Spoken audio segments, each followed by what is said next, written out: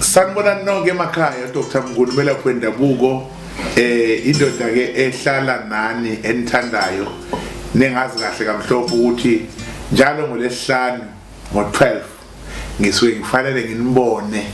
nginiphi umyalezo namhlanje ngizonipha umyalezo womuthi okuthiwa umthunyelelwa angithi ke siyazi nathi ukuthi kukhona ukuphathisa umyalezo ukuthi hamba endaweni ephile ufuna ungenzele ukuthi nokuthi noma naye incwadi hamba ungenzele ukuthi nokuthi noma hayi ngizofonela khona imiyalezo ukuthi makufika usibanibani namtshela ukuthi umyalezo lo so kunomuthi okuthiwa umthunyelelwa lo muthi umuthi ongemumbi ngoba uyadliwa mangithi uyadliwa ngoba ukuthi uyakhothwa ngawukhothwa ungabi nankingi kodwa lo muthi uyasebenza kubantu abafuna ukuhambisa imiyalezo kwabanye unentombazana ayisakuthandi wena usayithanda lo muthi uyawusebenzisa ekuthenini ukhulume nawo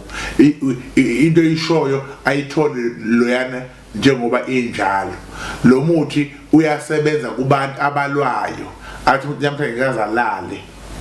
athatha umuthi awusebenzise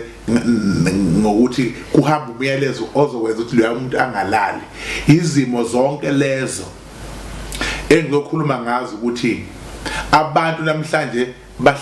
bahleli ngokuhlukana abathandi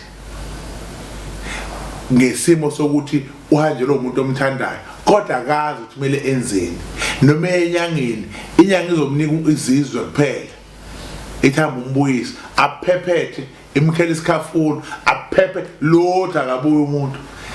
ngoba lempande uthiwa umthunyelelwa abantu abayazi ukuthi iyasebenza futhi abayazi ukuthi ikhathwa kanjani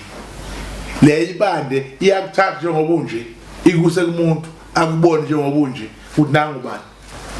emini kabha so indlela yokuthaka leyo kunomuntu ongalala ebusuku uphuphedla omunye uphupha embathe nomuntu wesilisa noma embathe umuntu wesifazane omunye uphupha egwazo kusephethwe isibhobo kanti ushawa umuntu thile kodwa uyamthumelela lento omunye akhulume yedwa nabantu bazongilanda ile mthunyelelo omunye ukale bona into iza kuye abazaphenduka ikhanda jika bhekele eceleni ayilume awe bese dokotela unamafiti une stress khona into eyenzeka kuye yamhlukumeza kanti cha uyathunyelelwa kukhona ommele ngalomthunyelelo lokho emthumelela lezi zinto okuwumuthi lowo osobhubhisile umhlaba abantu bathunyelele imoya emibi izobadlisa izobenza into ezinkulu engaba zenzeke kubo umthunyelelwa wathunywa ukuthi ahambe ukwenza ukuthi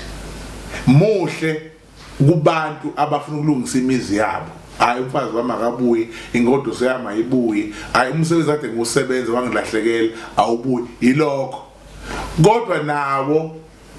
labo siduma ngabanye bazogijima bethi bezomthunyelele benzela abantu bengasizakala abantu bethe abantu babumnguni wayitshela ngomthunyelelo awusebenzi uyasebenza indlela yokuthaka nendlela yokukha abantu abangeke bezekwazi kuba nawo mawufuna ukwazi uyinyanga hamba uyofunda kwezinye inyanga ukuthi umthunyelelo ngempela wenziwa kanjani kodwa nina abantu enifuna usizo nenifuna uncedo nakho ngikhona ngiyawazi lo muthi uzoninceda futhi uzonisiza wozani ngokukhulu ukuzethemba nangokukhulu futhi ukukholelwa kulento engizokunika yona mawunenkinga enjengalezi esengeke ngayichaza baba umnguni lo onyanga ubaba umnguni ogcile kakhulu ekuchazeni ngempande njengamanje ngiyaphuma sengithi nayi number yami ngifonele subscriber number 2 kumahalo subscriber ngoMonday ngisuke ngihleli bukhoma noThenjiwe icomedian ku TV yakhe eba ngoMonday 9 to 11 sikhona Cause FM ngikhona futhi ngo10:10 ngoMonday. Please subscribe ungalenzi iphutha. Uma uwasubscriber azoyingenela amavideo ami kuwe njalo, akusuku angezukungena ngalo. Ukusubscribe ke kumahala, ungaphuthelwa. Ziningi izinto engisazokhuluma ngazo la, ziningi izinto engisazoyiveza siyakude. So ngiyacela abalandeli bami behambe nami. Inkosi inibusise.